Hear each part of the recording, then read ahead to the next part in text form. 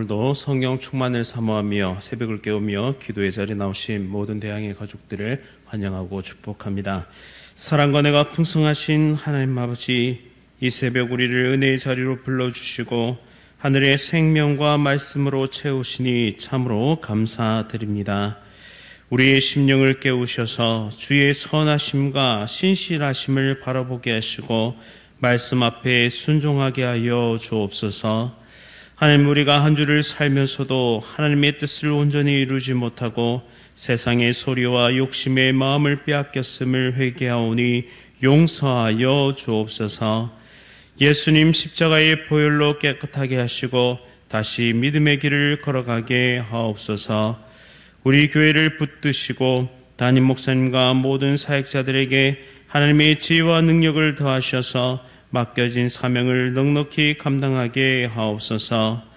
다가오는 중고등부와 청년대학부 수련회를 통해 다음 세대가 복음 위에 굳게 서게 하옵소서. 국내에서 복음을 전하시는 선교사님들과 개척교회 목사님들에게 은혜를 더하여 주시고 필요를 채우시며 모든 위험에서 지켜 보호하여 주옵소서. 질병과 어려움 속에 있는 성도들을 치료하여 주시고 위로하여 주시며 모든 막힌 길이 열리고 변화되는 놀라운 회복의 역사가 일어나게 하옵소서.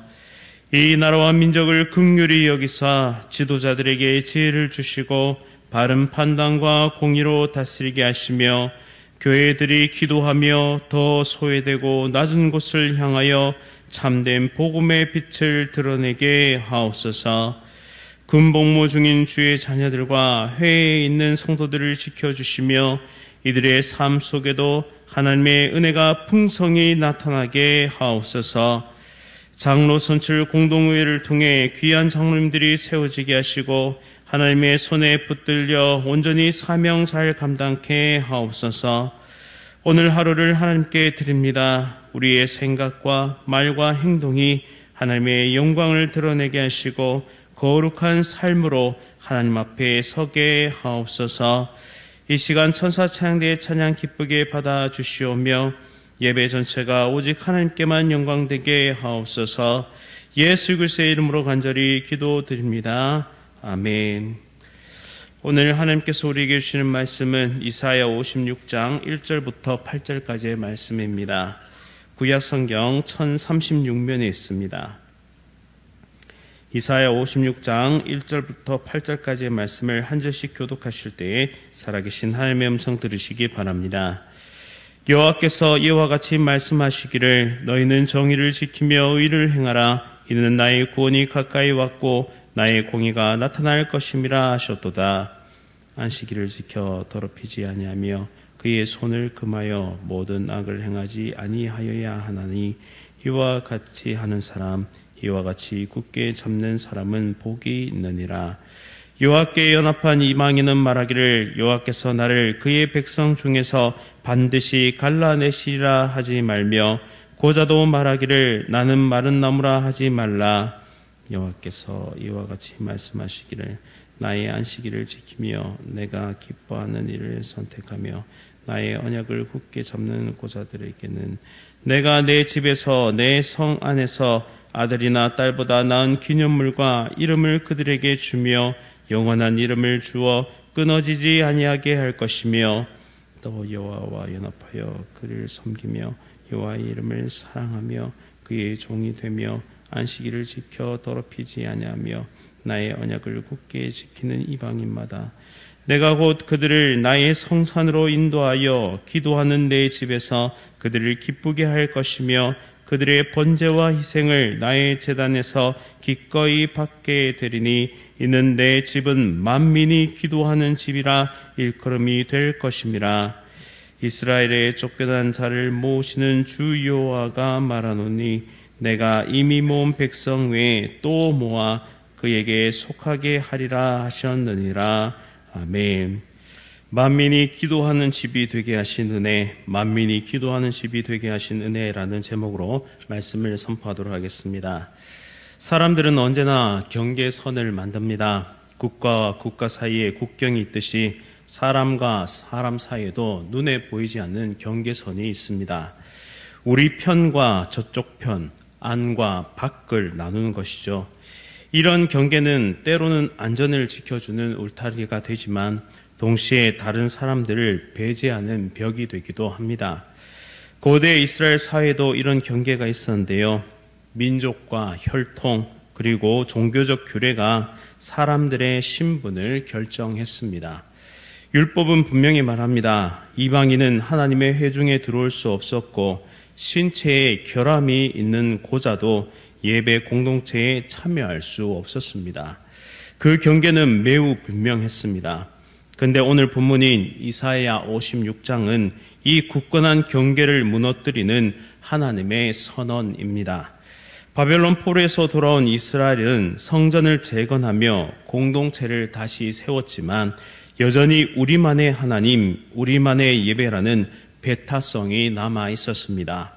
바로 그때 하나님은 이사야를 통해 내 집은 만민이 기도하는 집이다라고 선포하십니다. 이 말씀은 하나님의 나라의 경계를 다시 그리고 그 경계 밖에 있는 사람들을 안으로 초대하는 복음이었습니다. 오늘 본문은 세 부분으로 나눠볼 수 있는데요. 첫 번째는 구원에 합당한 행실, 즉 이미 받은 은혜에 걸맞는 삶. 두 번째는 멸시받는 자를 품으시는 하나님, 사회적으로 배제된 자들의 회복. 세 번째, 모든 민족을 향한 구원, 국경과 민족을 넘어선 복음의 확장. 이 세 부분을 우리가 살펴보면서 오늘 우리의 삶에 어떻게 적용되는지를 함께 묵상하도록 하겠습니다. 첫 번째, 구원에 합당한 행실을 가지라. 1절 말씀입니다. 여호와께서 이와 같이 말씀하시기를 너희는 정의를 지키며 의를 행하라. 이는 나의 구원이 가까이 왔고 나의 공의가 나타날 것임이라 하셨도다. 여기서 정의는 하나님의 법과 질서를 삶 속에 실천하는 것을 뜻합니다. 단순히 재판에서 옳고 그름을 가리는 것을 넘어서서 사회적으로 부족하고 연약한 자들을 보호하고 불의를 끊어내는 적극적인 행동까지 포함한 개념입니다. 그리고 의는 하나님과의 올바른 관계에서 흘러나오는 도덕적, 영적 정직함을 뜻합니다. 세상의 기준이 아니라 하나님의 기준에 맞는 삶을 뜻하죠. 이사야는 앞선 장들에서 구원이 전적으로 하나님의 은혜로 주어졌다고 선언했습니다.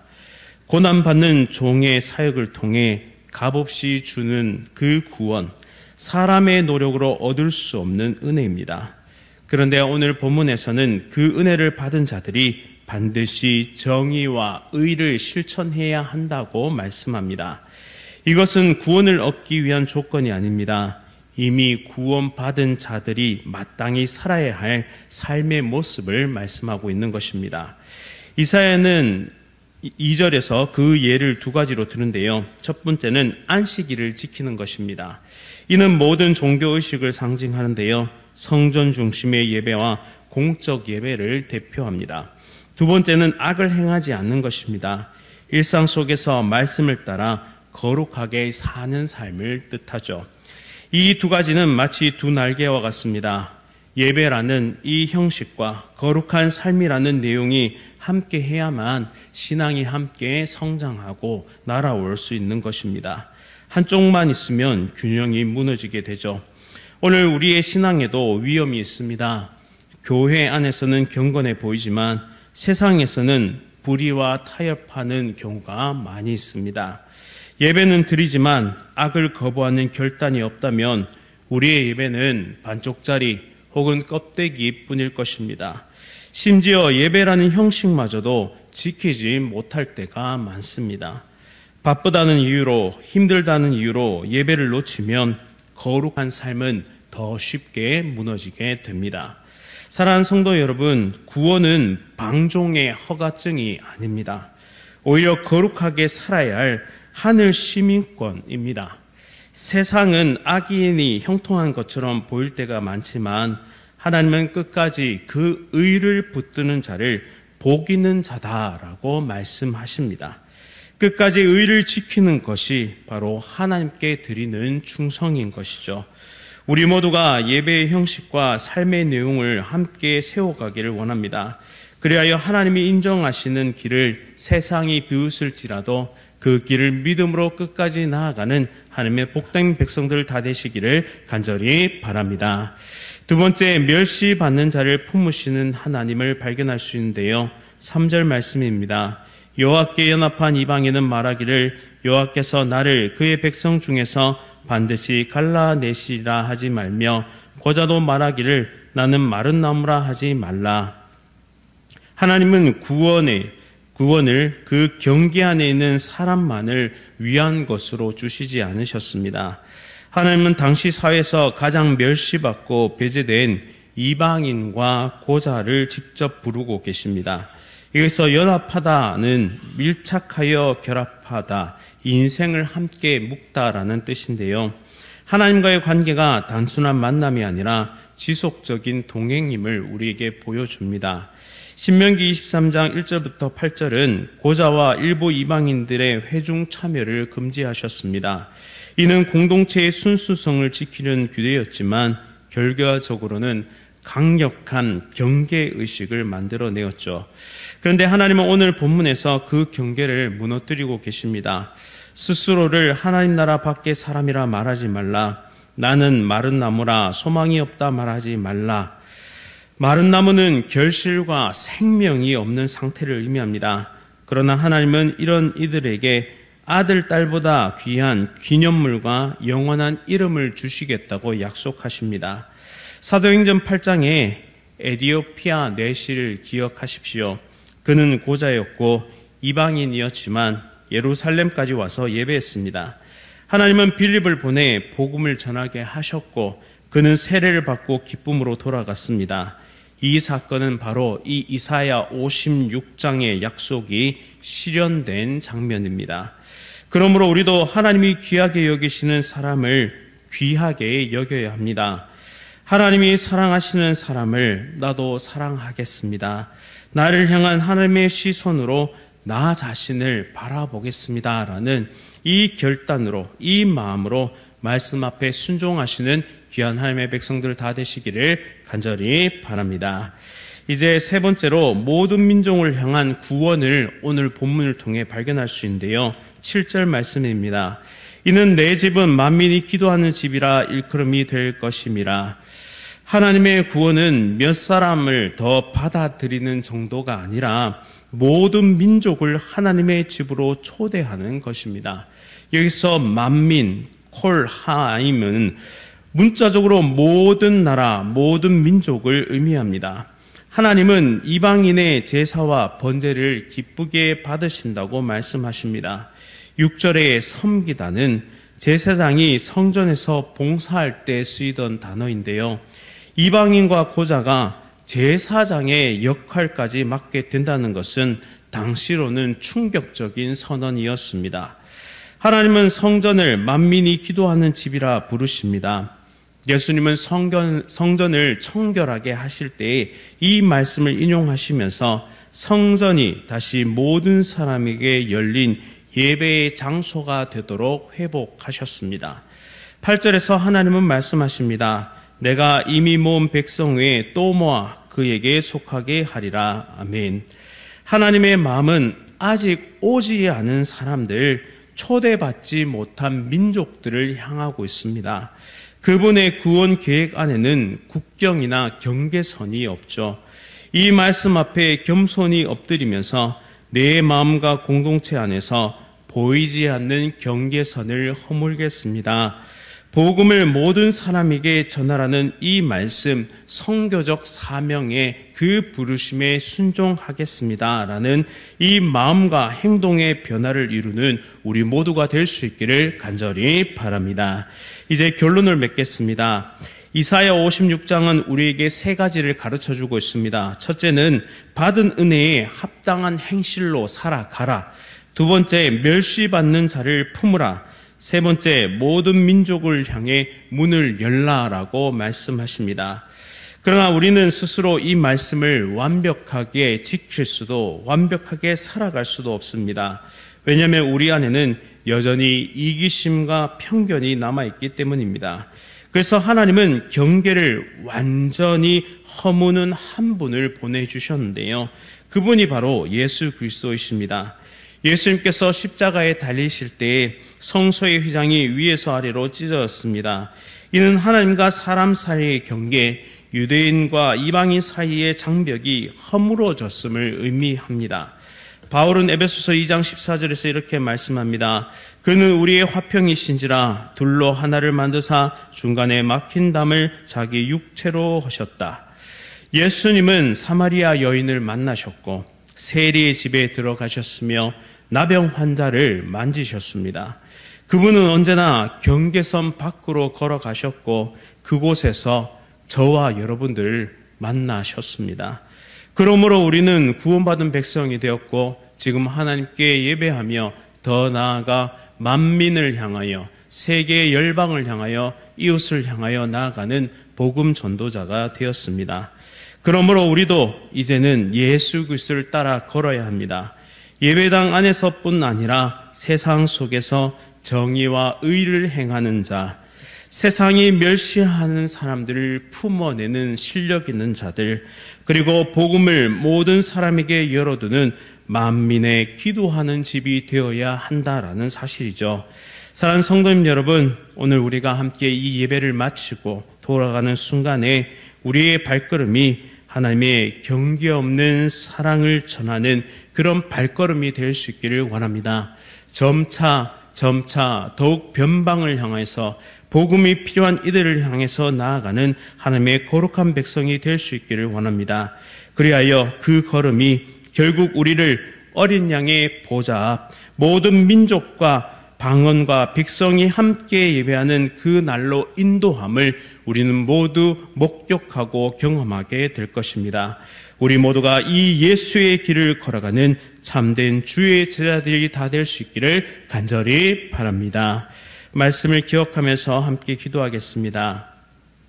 사랑과 은혜가 풍성하신 하나님 아버지, 오늘 말씀을 통해 예수님의 구원이 모든 경계를 넘어선 은혜임을 다시 깨닫게 하심을 진심으로 감사드립니다. 우리로 하여금 구원에 합당한 행실을 가지게 하시고 세상이 멸시하는 자들을 품게 하시며 복음을 모든 민족과 모든 사람들에게 열어두는 만민이 기도하는 집이 되게 하여 주옵소서. 예수 그리스도의 십자가로 허물어진 담을 기억하며 예수님의 사랑을 따라 경계 밖으로 변방을 향하여 나아가게 하여 주옵소서.